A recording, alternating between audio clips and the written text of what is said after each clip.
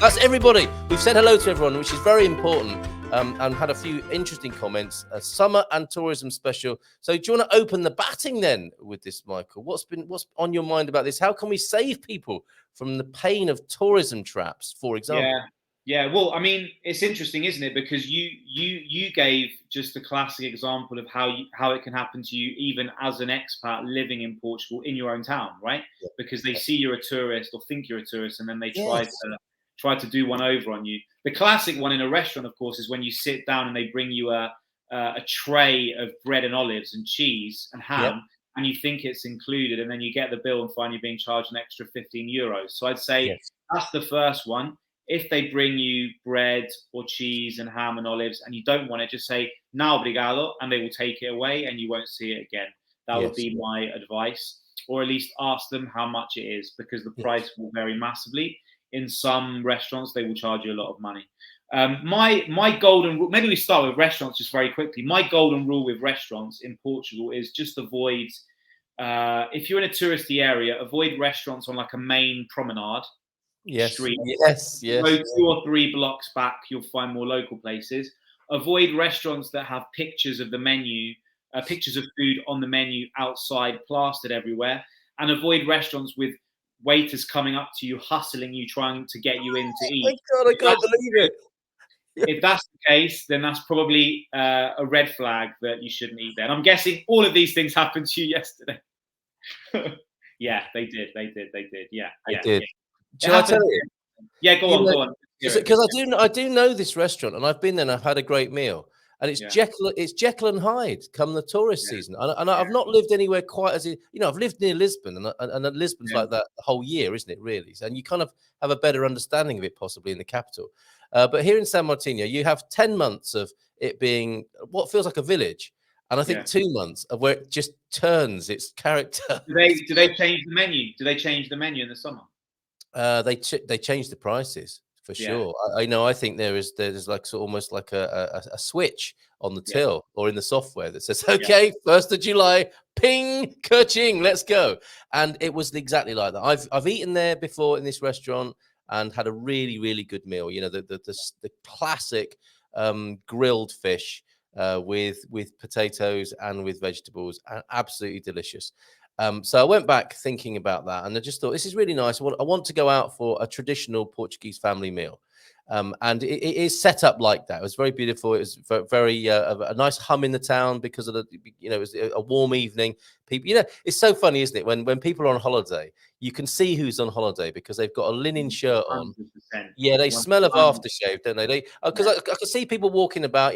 Maybe the guy's gone out a bit early while his partner's getting ready, and he's having a look at all the restaurants, and there he's got his new clothes on and his espadrilles or whatever, holiday clothes. And the restaurants can see these people a mile off, can't they? And there's Portuguese people coming on holiday, and there are tourists, and those are the ones I think who can fall into these traps. We'll talk about that as well. Oh, okay, good. Well, and then so I've been past the restaurant, I've eaten in it, and the guy caught my eye, and so that was the first thing that you said is the hustle on the street. And they kind of, you're walking along minding your own business, and if you're a people pleaser, you might end up sat down quite quickly at the beck and call. And then you're done. You're done. You are so finished. Because no sooner had we sat down, the little platters arrived. The covers are they called, and it was really very, very cleverly done.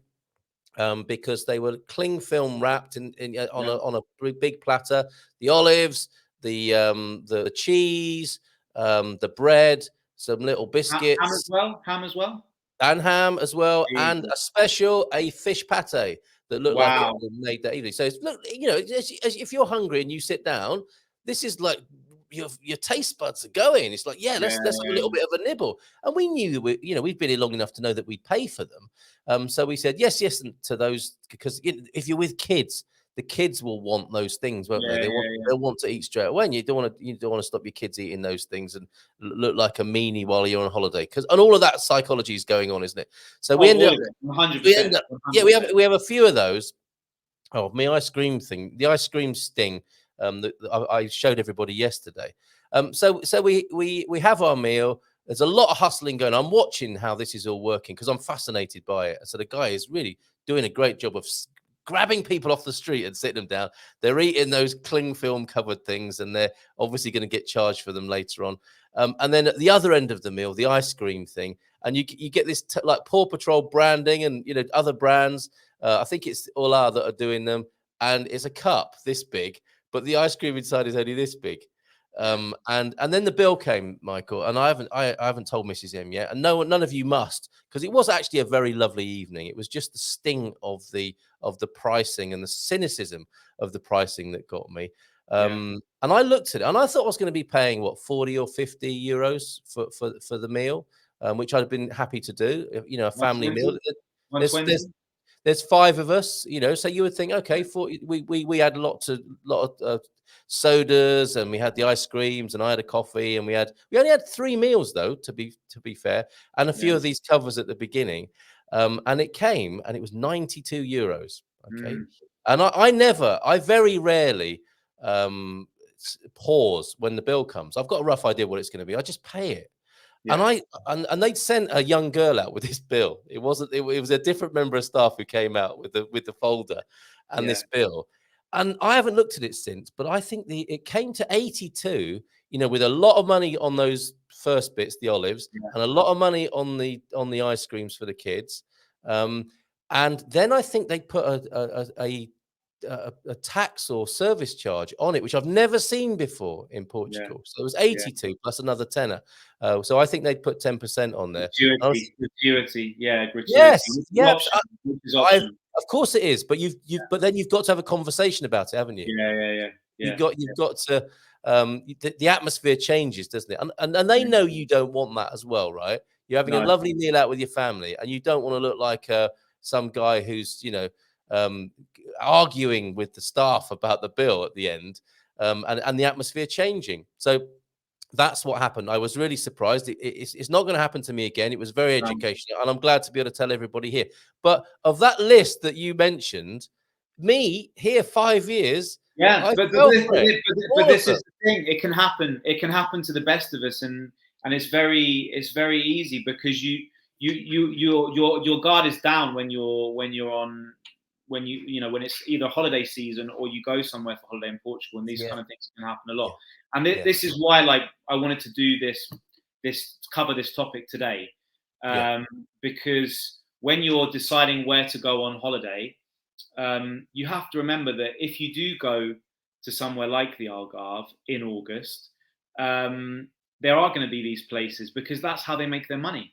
They make most of their money. The Algarve, the business model is totally different. The business model in the Algarve is we make as much money as we can in the summer months, and then we survive the rest of the year. Yes. So if you go to the Algarve in May and you go to one of the same restaurants, you will get treated completely differently. They'll be more relaxed, and it's not going to be the same kind of experience. So my kind of advice with summer is avoid the Algarve, or at least avoid areas in the Algarve that are more crowded. So you've got the 2 extremes of the Algarve coast that are my favorites. One is Sagres, which is right on the western tip. And that tends to be more of a surfing kind of destination. It can get very crowded, but there are quieter parts. And then right at the other end, nearer to Spain, and in fact, Spain is also a good option. Not that we want to encourage people to leave Portugal, but very close to the Portuguese border. You've got Tavira, which is right on the other extreme, on the other side of the east coast. And that's beautiful as well. I mean, all these areas are busy, but you've got those areas in the Algarve that I would say you're more likely to find slight more peace. Then my advice is avoid the Algarve in the summer if you can. I mean, Lisbon and the Caparica area is a good shout, because it's quiet. It's completely quiet. So you cross over the bridge into before you get to like Sesimbra and Setúbal, and you've got Costa Caparica, which is like 17 beaches all together, white sand, beautiful, really good weather. I mean, it's the Atlantic, so it's a bit cold, but that's a really good shout, because it will be very, very quiet. And then, of course, you've got the North and the Silver Coast, which are all beautiful and not as crowded. So we can talk in more detail about that, and if anyone's got any specific questions. But also the subject of restaurants, I think, is important, which is you can find absolute gems in Portugal. Yes. Just by going a little bit further off the beaten track and finding, finding really good places. And don't be afraid to go into a seemingly simple restaurant from the outside. You will find really good food in there, and it will be cheap, and it will be affordable. And if they do try with the platter thing, you'll be paying an extra €3 instead of an extra 15. And Mate, you can run us through that list again. Or you can just say bao and mantegas, just bread and pasta. It happens, right? You sit down, you have your beer, you want a little bit of a bite before the food comes, and it's tempting. So my advice is you can say no, check how much it is. Don't order anything without seeing it on the menu. But that's another way they try and stiff you sometimes. And look, I think we have to be generous. Maybe what happened to you, not all of the things you said were done on purpose. Maybe it was just you were unlucky or whatever. But I think you can find really affordable places to eat on holiday. No question. By avoiding tourist traps. Could you run us through that list again, Michael? Philomena, completely agree with you. Great advice. So what was it? The first bit is when you're walking along your calçaded lanes and you've got the hustle going on in the first place. Yeah, the hustle's always a bad sign. Seeing pictures of plates of food on the menus outside is a bad sign. And any kind of like really touristy area with a main street, with restaurants, often if you just walk a couple of streets over a little bit further in, you'll find cheaper and better options. And you can say no to, and also don't forget, if you sit down and then you have second thoughts because you see the menu and it's really expensive, you can just get up and leave. Yeah, and people were actually. I did notice that because this was the business model of the place to be on often, because you're right. If you go to a few roads over, it's very different because the restaurants don't have the location, do they? But where they've got key location, you're often going to see these tactics, and it is a particular kind of business model. I'm not saying it's bad. I'm just saying it how it is, and to be aware of it because actually it's not a bad experience to have once. To get the measure of it. The food was good enough. It wasn't brilliant, but it was good enough, and it was a lovely evening. And I kept all of that drama to myself. It was great because I was just sat there on my own. I just said, to Mrs. M and the kids, go and play on the green for a minute. I'll take care of the bill. I'll have a coffee for a minute and gather my thoughts. And so I was able to deal with that on my own, which was great because we had a really lovely time. But that was a little bit of a bad taste there. But there they were, prime location, making the most of it, of doing everything you said. It was like a tick box, a checklist that you just supplied there. It is a model. Maybe do it once, but you don't need to keep falling for it because they are the most amazing places that Michael describes there. Now, yesterday, I was reminded of this, which was absolutely beautiful. And I want to show you the picture of this. I took my car in for its annual inspection. It failed the first time. It's gone in for the work that it needs to have happen. Oh, I haven't seen you since I got stopped by the police, Michael, as well. I don't know if we'll have time to talk about that today. Oh, wow. Okay. I went to two cafes to take refuge from the blistering sun and to wait for a taxi to get home, and actually go for a little bit of an explore, to get off the lead, as it were, and just go walk about in Portugal, which I love doing and probably don't do often enough. And I found myself, Michael, in this sort of bar. Now, although the pull focus shows you, it doesn't show you it in sharp detail. I mean, you're doing a good job of reminding everyone that you haven't started drinking yet. That was my post. What I said yesterday was, I'm in a local Portuguese cafe bar, the kind I love, just days before I drink beer again after a year without it. And I am so looking forward to tasting Sagres once again in this kind of atmosphere where local blokes chat together, people pop in to buy cigarettes and lottery tickets, and life feels timeless and comfortable. And that was the antidote to the experience I'd had the night before. It was just so lovely to be. I mean, that says a lot to me, that picture. It says that I'm drinking water, but you can see the football scarves on the wall. There were 3 TVs in there. There was a humming lottery machine. There was a smell of coffee. You could get food if you wanted. You could sit outside. You could sit inside. It was absolutely beautiful. And that, to me, is what we're talking about. And that is still possible, isn't it? Even if you come here as a tourist, you just got to know where to find it. It is. It is, and I think that the thing to remember is, and maybe my statement about the Algarve was a bit sweeping, because there are huge variety. Like I said, you've got Sagres, you've got Tavira, you've got lots of other places where you can avoid the typical tourist places and avoid things that are expensive. But in general, I would say what often happens, especially with Brits, because we have this reputation for, we just see Portugal as the Algarve. We sometimes forget that there are other parts of the country that are just as beautiful. The weather's just as great. You're just as guaranteed to have warm weather. And it's cheaper, and it's a lot quieter, like way quieter. Yes, indeed. Yeah. And here's another good tip as well. This is great. Thank you, everybody, for helping out on this. This will be really useful for people who've not been to Portugal before and who are coming on scouting trips. Top tip, sometimes the best places to eat are where the locals congregate. That's exactly where I was yesterday. And these places are quite unassuming and easily overlooked. They are also sometimes tucked away, but well worth finding. Yeah, so it's like my favorite restaurant in Lisbon is called Valenciana, and it's the best frango asado you will eat in the entire country. Now it looks a little bit nicer, but it used to be really unassuming. Yeah. It's so cheap and it's so good. The thing is, it's just not quite in the center of Lisbon. It's sort of tucked away in Campolide. But whenever people come and visit Lisbon, I always tell them to go there, because you're going to guarantee to get a good meal with locals. You're not going to see any tourists, and you're going to have really good Portuguese food, which is what people want. So it is, and you're not going to have two price lists. You're not going to have pictures of the food. Right. You're going to have probably the prato do dia. So you do need a little bit of help and a recommendation. Andrew Gilchrist, excellent advice this morning. Really good advice, Andrew. And Jim's in this morning. Morning to you, Jim. And the picture I showed, Jim is saying that kind of cafe. And you can eat in these cafes as well. It's not just coffee and beer. It's, you can get a really good meal. But only at lunchtime or in the evening. You can't rock up there and eat at any time of the day. That's something to be aware of as a tourist. But during the service of lunch or dinner, and dinner will be probably after 7, and lunch will be fairly early, won't it, Michael? It'll be sort of between 12 and 2.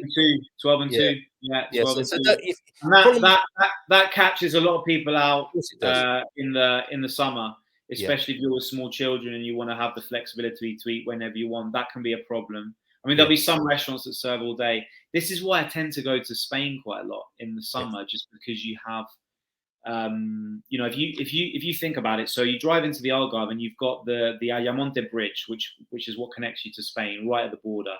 And there's a lot of places there which are much cheaper, much more relaxed, less tourists. You won't find any tourists there, actually. You'll just see Spanish and some Portuguese. Yeah. And you can rock up at a restaurant at 5 o'clock in the afternoon and eat lunch if you want. I mean, it's just worth thinking about. It's worth thinking about. I'm not trying to put people off going to the Algarve in summer, because it's beautiful and the beaches are incredible. Yes. But if you are thinking about your holidays and maybe you want to avoid a little bit of that, masses of people, then it's worth thinking about other parts of the country for sure. Jack is here. Jack Polly, the host of our Portimao meetup, the second Thursday of each month. They had a successful first one, and next week, I guess, is when the next one will be. Jack, if you want to confirm that and maybe put the details in of where people can meet you. Weather is guaranteed in the Algarve, so if you're coming on holiday, yes, indeed. And somebody like Jack who lives there will know the tashkas. Tashka is a key word as well to look out for, isn't it? And, go onto the forum. Go to expatsportugal.com/community. I'm going to the Algarve. I'm going to Lisbon. Can anyone recommend their favorite tashka? So you don't go to the laminated picture restaurants with the cling film covered cheese and ham covers that come out at the beginning at Olives. So I think you've dealt with that very beautifully, and that's very helpful, Michael, there. Anything else you want to say about the summer and tourism here in Portugal? Yeah, I mean, don't forget the Azores. That's what I'll say. The Azores are beautiful. You can fly low cost with EasyJet and TAP from Lisbon and Porto. Yeah. You're going to be guaranteed much cooler weather. I mean, we're going to have a hot summer. It's going to be 38 degrees in Lisbon this weekend. And I think it's going to be a hot summer. So in the Azores, you're guaranteed a much cooler temperature. It's beautiful. So I would just say, think about other parts of Portugal and the autonomous regions like Madeira as well. They're fantastic. And don't forget Lisbon and especially Caparica, which is amazing in August because it's so quiet, because all the Lisboetas will be in the Algarve. So you'll be in Caparica and there won't be anyone there. Yeah. You'll have a lovely white beach. Be a little bit cold, the water, but if it's hot, it'll be fine. Yes. And you can have your caipirinha. on the beach and have your wonderful, lunch and have a great holiday. So there No, are a lot of options for sure. yeah, Yeah. you're right. So when are TAP flying you and me to do our show from the Azores then? That was a nice little plug there. Well, we should We're talk. working on it. Let's Okay, try and do excellent. something. Yeah. Very good. Carl, you didn't want to act like an American Karen. No, who does apart from Karen? Because it can be embarrassing and even end up on YouTube. Yeah. I don't. I'm British. I don't like to cause a scene. I'm the first to say sorry in any situation. Yeah. Even if it's their fault. Even though the restaurant is to blame, absolutely. The doc who was in Bombay when it was still Bombay. Who the hell would go to the Algarve in August? If you live in Portugal, the definition. Yeah, go to Lisbon. Actually, if you go to Lisbon in August, you can have it to yourself. It's eerily quiet, and then go to like Daniel was saying yesterday from Resin Pelicano. We spoke to the Lisbon lawyer yesterday. He was saying, Lisbon is fantastic to work in August. And it really is. This is going to be the first August in like 6 years. I'm actually going to be taking a holiday in August because generally speaking, I quite enjoy working in Lisbon in August because it's so chilled. There's no traffic. Yep. There's hardly anyone around. It's good weather. Yep. So yeah, it's great. Top tip then. So go to Lisbon in August, and then when all the kids have gone back to school and all the workers have gone back to work, come to Portugal. Then go on holiday. End of September, October, it can still be very hot and sunny and very beautiful. It's all relative, of course, but the September, October in Portugal is a fantastic time to be making your way around when the kids have gone back to school and the workers have gone back to work. So more tips for you. James, the banana slug. In Santa Cruz, California, the merchants and restaurants make 70% of their entire annual income in the 3 months of summer. And that's the scene, that's the context. And we should be aware of that. And of course, they've been through a couple of very difficult years. So I don't begrudge restaurants now who are trying to survive. Absolutely not. Doc Thompson, you're absolutely right. I always go to the Algarve in winter or spring, says Philomena. Philomena will be here to tell you more tips then on Friday, on Philomena Friday, learning about Portuguese language and culture, maybe a bit of singing, who knows. From OLP to Banana Slug, it is still ripping off the consumer, tourist or regular. It's not ethical. Yeah, we get it. Sorry, Michael, you're going to say something there. No, not at all. Not at all. You carry on. Bon dia, Adoros might have to disagree with you, Michael. He doesn't mind that. The Algarve is more touristy than other places in the Algarve, but you can find reasonable places to eat all over the Algarve. And we need people like you, Jack, to guide us with that, with your favorite places. Honestly, Tavira is beautiful, man. Tavira is beautiful. And then you have the island of Tavira as well, where you have to get a boat and you can camp on there. And honestly, the best fish I've ever had in 8 years living in Portugal was on Tavira. They caught it like that morning and it was unbelievable. So yeah. And the vibe. Yeah, the setting, right? The setting is going to help. Yeah, beautiful. Just don't go in September because there's a lot of mozzies. That's the only thing. Mosquito alert there. We haven't talked about mosquitoes yet. So be careful, Tavira in September for mosquitoes. And you have excellent alternatives in the river pools throughout Portugal. That's a whole show. River beaches are amazing. As well. Yeah, it's true. It's true. Off Agroal, for example, near Tomar. You can go and have a swim in the plunge pool at Agroal, and there are great restaurants there, the kind that Portuguese people go to. Go there in the week, and you can go to the restaurant and have a swim pretty much alone. It's fantastic. But Portuguese people will turn up, not for a swim, but to go for lunch. But you'll have the river beach to yourself at certain times of the year. That late September sweet spot, perfect for central Portugal, river beaches and going to the cafes. Lots of them in the interior of the country and more towards the central north. Yeah, Agroal is one worth looking at. Goish, Arganil, head to that part of the country as well. We'll come back to this rugby question and what you think about that. I think you'll have something to say about that, Michael, in a little while. And I just want to resolve this about restaurants and tourism and so on. On the main drag, you're likely to find staff that speak English. Off-track language becomes more of an issue. Yes, and they know that. That's why if somebody comes up to you, guesses your language and says, "Good evening, would you like a table for 4? Are you hungry?" You're going to think, "Oh, my goodness, that solves a problem."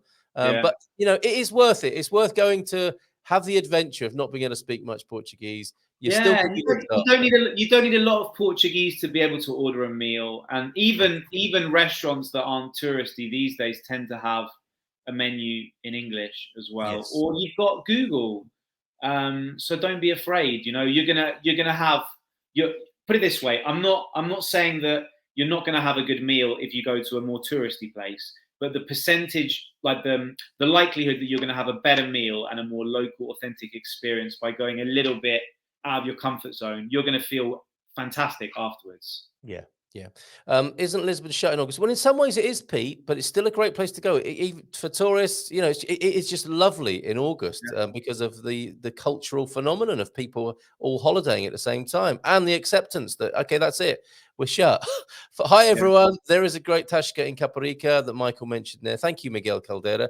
Called Nana Petisqueira. It has all traditional Portuguese foods. First time there last week. Great place.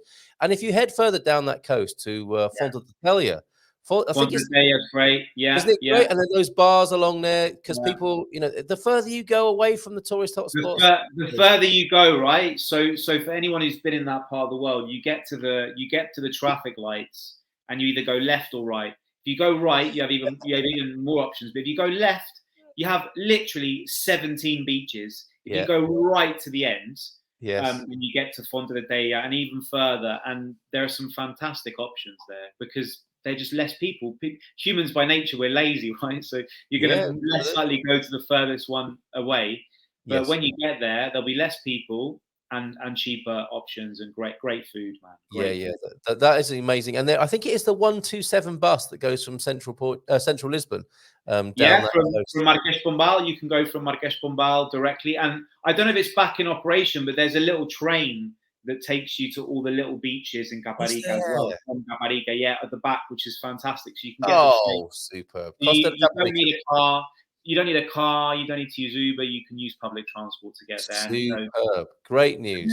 You know, if you don't want to spend money, you can just take a massive cool box, take a picnic. And you know, this is what happened in 2008 when the credit crisis happened in Portugal. The beaches were really full because people weren't working, but they could afford to go to the beach because you don't need a lot of money to go to the beach, do you? You just need a sandwich, a couple of drinks, good to go. So it's a really accessible thing for people. You make a very good point. I mean, you don't even need to take too much, do you? You can pop into the local mercado. And you can get some sliced meat, you can get some cheese, some fresh papa secos, or some, you know, pau d'avo, and something to drink, and you're on the beach. Perfect. That might be in the pipeline. It's nice to go and be served on and eat, but you could take a picnic, a few beers, bottle of wine or whatever, and have a great time. And the kids, as long as they're being fed and hydrated, they don't care, so they'll be happy. Now, again, Michael, a great point, because a lot of the beaches of the world, if you do that, you're on somebody's turf, or the locals are looking at you like you're a cheapskate. Portuguese culture means that eating out is what everybody does. You're not going to be looked on as a cheapskate or doing something out of the cultural norm. Typically. But this is the thing, right? So there are beaches that have the infrastructure with the parasols and the restaurants, and they serve you and all that stuff. There are then beaches where you can just park your parasol and kit to one side, and that's fine. And then there are beaches which you can only get to by foot, which are remote, which don't have any infrastructure, and they're perfect for taking a picnic because you don't have any other choice. So there are a lot of beaches like that. You can go on Google and find them. You don't need me to tell you, but there's a lot of wonderful options out there. So if you're into the beach, you've got so many choices, really. You don't need to find a beach that has a restaurant. Indeed. And And you're looking for a Parque das Merendas often in Portugal, which is geared up for people taking their own food and being with their family. There's a barbecue there. There's running water. That too. I mean, that's even better. Absolutely. I mean, that's even better. You've got that. Yeah, I'll put that phrase Parque das Merendas in the chat for you. Superb this morning, Sunny Jill. You've been so patient this morning. We will resolve the tourism bit, and then we'll come back to you on your question about the IMT. Good point, though, Paul. Thank you very much for that. Let's see what everyone else is saying about tourism and the summer in Portugal. River pools in Portugal are called piscinas fluviais. Google it. And that's really good advice from Maxine. Good morning to you. Thank you for being there. So 14th of July then, Thursday, for the next Portimao meetup. No solo, Italia. So Italian food at a Portuguese meetup in Portimao. See you there. Sounds like fun. And 38 degrees, 42, nice warm temperature up here in the center, and only 20 minutes from Tapas if you fancy a change. Thank you, Pete, for that recommendation. That's fantastic. Nasa do Sol is a place where Portuguese people go, and the San Martino de Porto that Gary Austin highly recommends as well. July is a good month to take a holiday in Portugal. Yeah, I struggled to get a taxi yesterday, and when I did finally get one, the taxi driver said, yeah, a lot of us are on holiday at the moment. They just don't answer their WhatsApp. Love it. I love it. I love it, man. Yeah, contact us by WhatsApp Messenger. Nothing. They are on holiday, and they'll probably reply when they get back and say, oh, do you still need picking up? Bondi, I'll be a skeleton sat by the roadside. So, okay. IMT, Michael, do you know, we had a few questions that I think we might be able to address. This one, what's going on with IMT? Are they going to improve soon? Probably not. They are not soon anyway. They are taking more than 6 months on average to exchange your driving license. EDUC in our community, 14 months. So, what do you think about IMT, Michael? I mean, all I'll say is don't worry about it too much. As long as you're in the system, you will eventually get a driver's license. And if you do get stopped by the police, all you have to do is tell them that you're waiting for your license, and most of them know that that's an ongoing situation, and you'll be fine. So you won't be in trouble for not having, not having a driver's license. Did you say fine or fined? Did you get? Oh, so you're going to tell me a story of you getting fined, are you? Yes, I am, because it is a possibility that the police officer will be lenient and say, yeah, what are they like? Honestly, IMT, I can't believe it. Or they'll say, yes, that's right, but the law is the law, and you are meant to have a legitimate piece of paper, and that is a 60 euro or 200 euro fine, I'm afraid. They can enforce.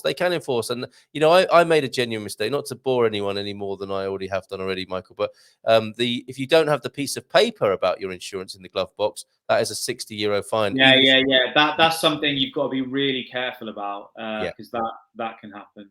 But also worth mentioning here, because if you've got a hire car, as somebody did earlier on, and you're wandering about having a nice time in Portugal in your hire car, make sure you've got all the necessary documents. Otherwise, you will be fined in a roadside check. And there are roadside checks in operation at the moment under the auspices of safer driving and catching drunks who are driving. But it's quite a nice income as well. So expect to be fined is what I would say. Budget for it.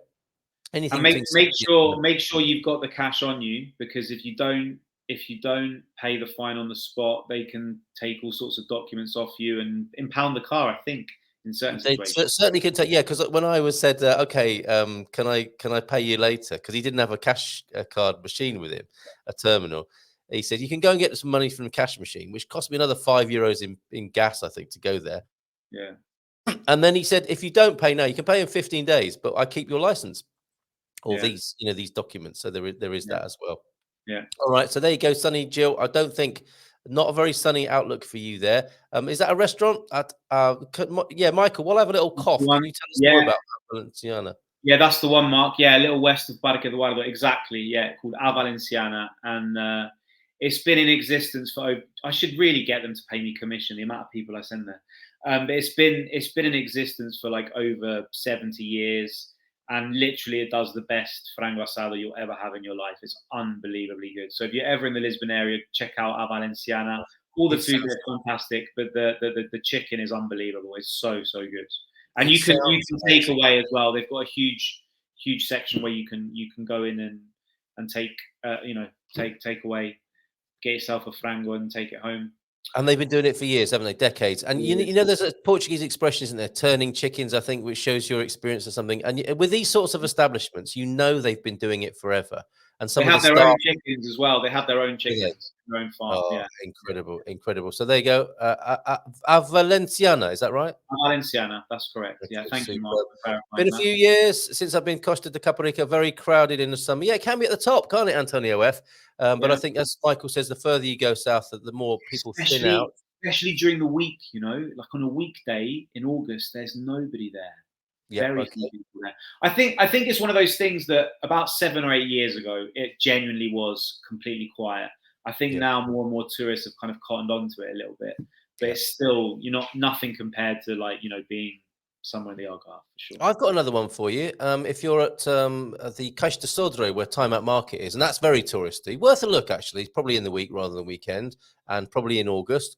But if you catch the ferry from Caixa de Sodré over to Cacilhas, You're going to say Farol. Farol Gotta is be Ferrol. amazing. Yeah, and that's just such a great experience as well because you get Yeah. the ferry, you come off the ferry boat, and It's people 8 going about their minutes. business. It's 8 minutes from Gais de Sodre to Casillas, and you're Yes. right. It's literally you get off the boat. It's right in front of you. It's got blue like colours on the outside, and the waiters there are proper old school, and it's a They are, aren't they? They are proper old school, and the fruit vendors are there as you get off the ferry as well. You can have a little wander about Casillas as well, which I think is the Notting Hill of Lisbon on the other side of the water there. Superb. What's this? OLP. Antonio F. Would the people on the forum use tashkas or just non-touristy or local restaurants? Tashka is a good key word. Not exclusively though, right, Michael? These are what you're looking for is a local community restaurant almost, where Portuguese people would go. Like my kind of like definition of it is they'll have like the cheap sort of white paper tablecloths. So they use these little metal things to stick to the top of the table. Yes. And you go in there and there'll be a little bit of a grumpy sort of older guy behind the bar who you'll ask him for a table and he'll look at you as if you've asked for sort of crack cocaine, and you go and sit down. It's a little bit like that, but then they sort of come alive. You sit down, they bring the menu, and it's just unbelievably good. Like that's the general standard. I mean, there are rubbish places like that as well, but generally speaking, you can't go wrong if you find somewhere old school like that. Don't be afraid to ask them what's typical there, what's fresh that day, if it's fish, or what's the menú del día and all that kind of stuff. And especially with the desserts, if they make any desserts there homemade, because typically in Portugal they don't. In a lot of restaurants, they're not homemade there. But often things like arroz, dos, and things like that, like rice pudding and that kind of thing, are made there, or the mousse de chocolat as well. And you know, you get favorites. Especially lunch, you're going to get a lunch for like 10, 12 euros, 3-course meal. Yes. Perfect. So, and you know, if you live here or you're on holiday for a significant amount of time, you know, don't be afraid to do a bit of experimentation. You know, try out new places. And don't be offended if you are given a placemat or a tray. Now, there's something to know about eating in Portugal. So often Portuguese waiting staff want to put a little paper placemat, and even if it's a tiny table and there are 3 of you on it, they will find a way of doing like an origami situation to fit in the 3 paper table placings, won't they? And also so often trays as well. If you eat in a lot of places in Portugal, you get your food on a tray, and Portuguese people tend to eat on the tray, don't they? And have it. And Portuguese people tend to have soup as a starter, and often soups will be really good. And I know it can be a bit strange sometimes if it's boiling hot outside to have a soup, but often they're a great way to like open up your appetite instead of having the bread and the olives and the ham and the cheese. And the soup's typically really cheap, really good, fresh made there, and then you know you have your meal. So it is it's a good option as well to have a soup. Yeah, and if you're traveling on a budget too, if you're backpacking your way around Portugal, and if all you want to eat is soup and bread, you're going to be in and out, and you're going to spend, you know, maybe with a coffee, that might be just 3 or 4 euros, mightn't it, for a soup and a coffee and a bit of bread to keep you going. So that's it seems to me that Portuguese people almost demand a certain level of service. The rice pudding, the chocolate mousse, the coffee, and the soup are almost like a government decree that they must be on there, such that people can eat and feel comfortable in life. Absolutely. And the other thing to mention is don't you need to be a bit patient as well, because especially if you're coming from the US, typically restaurants in Portugal will take a bit longer to serve you. And it's just be patient, just understand it's a cultural thing, and that's typical. Even at the top restaurants as well, they can take a little bit longer than maybe you're used to. Because I know what it's like in the US. The service is unbelievable. You sit down, the first thing they do is bring you like ice with water, and then they serve you very quickly. Obviously, they then charge you a premium for service, right? So you just have to be aware that in Portugal, things happen at our own pace. It's a little bit slower, but it's lovely too.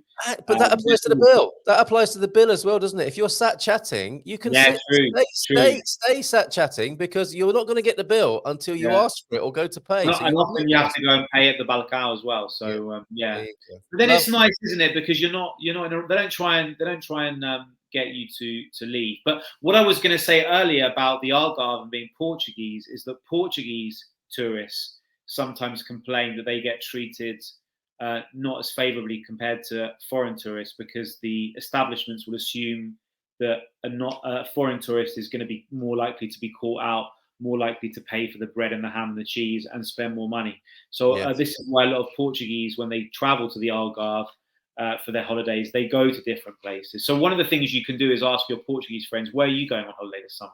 Where do you go? Yes, I do. Often tends to be a better alternative.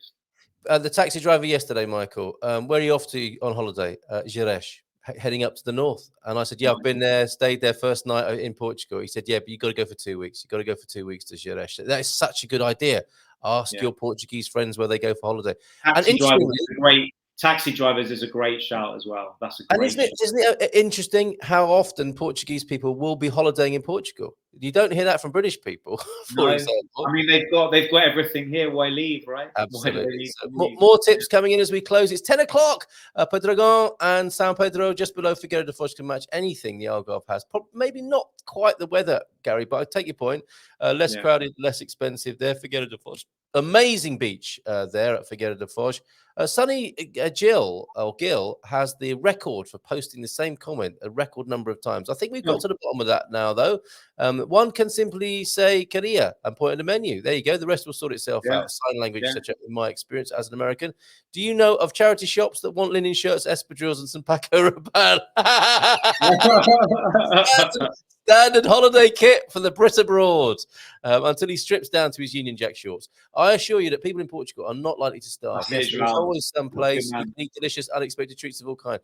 Yes, it's a national cultural expectation. João Ferreira speaks the truth. Yeah, completely, 100%, 100%. Yeah. Train is so cute. The one you mentioned, the train that takes you to the beaches there, south of Lisbon as well. Michael, that is definitely a French picnic too, as you described. Look, that question again from... We've done that. Wow. Tascas, pastelerias, restaurants, kiosks, roulottes de comida. You have plenty to choose from. João F., you are typically full of wisdom this morning and acknowledged there by Michael and me. Thank you so much for being here. Carmona in Cascais have about 10 to 12 free. Even in Cascais, look at that. Yeah, you've got... Well, this is the other thing. You've got Monsanto Park as well. There are a lot of these parks with picnic tables where, you can go and have a barbecue. You can have a picnic. It's great. It's fantastic. Yeah. But always carry your paper trail regarding not having your license. Yes, carry your paper trail. Very good. Thank you for that. You can't drive abroad on the IMT. That's true. Yeah, that is very true. You can't leave Portugal. That is true. I will carry an A4 foolscap folder containing my vehicle. Well, IKEA do a new trailer that is half filing cabinet, half trailer that you can carry around all your Portuguese paperwork. And remember, very important in Portugal as well, you have to have a first aid kit, and you have to have the bright triangle and vest. You have to have a first aid kit as well. And the triangle, you have to have a first aid kit as well. And it has to be in the glove compartment, because if you have it in the boot, if you have to get out of the car without putting the jacket on, you can get fined. Yes, indeed. And coffee making facilities, is that right, in the car as well? Yes, €200 fine if you don't have that. Only joking for those very literal people who are watching. Important question: where do I get a tax certificate holder thingy for my windscreen? Your insurance company, I'm sure. With PDF copies on. No, he said no to me when I thought I'd got out of my fine. But as soon as the pen hits the paper, you're going to get fined anyway, is also what he said. Mark D, we live not too far from there. Nice one, Mark D. Great to see you're new to the fray here, I think, or maybe you're using a different name. Great to see you. Kazashina. What's that for then? For your filing cabinet, maybe, but it probably won't last more than a few days, possibly with that. And what is the best boat trip to take up the Douro area, Michael? That's not a euphemism. There's a lot of options. Wasn't there a company recently on here who were talking about all these kind of like trips they were organising? Do you remember the name? Maybe it's worth they contact them. But there's a lot of options. I don't. But there are a lot of options, and typically, we've run out of time. We've opened more cans of worms. There's so much we'd have to say, but we've got to go and do other things. Bon dia, meus primos, and pasty-faced fish and chippers. Wow. Is that us? He's taking the piss out of us, I think. How rude is that? Pasty-faced fish and chippers. Get yourself a proper name, mate, before you start coming on here. Coming on here. all your racial stereotypes, all your cultural stereotypes. Our village is packed with French and Swiss number plates every summer, says Pete. Yes, of course. We all know a good thing when we see it. That'll be Central Portugal, Portugal in general, the French, the Swiss, the Belgians, everybody coming to Portugal, and the Americans. Thanks, chaps. Great show. Off to walk, Leo and Ruben. Michael, I better let you go. I've got a couple of more housekeeping things to do and share some pictures. No problem. But mate, that was superb. Absolutely superb. Can't wait to do it again. I hope you might raise a beer. Yeah, have a beer with me in the morning if you want to. Otherwise, some other time. What do you think will happen with the Portugal-Argentina match that Garvo was asking about? I didn't even know it was on, mate. I mean, to be honest, Argentina tend to have quite a strong rugby team, so I would imagine they would probably obliterate Portugal. But I'm going to be in Madrid this weekend, so if I was around, I'd have gone to watch it for sure.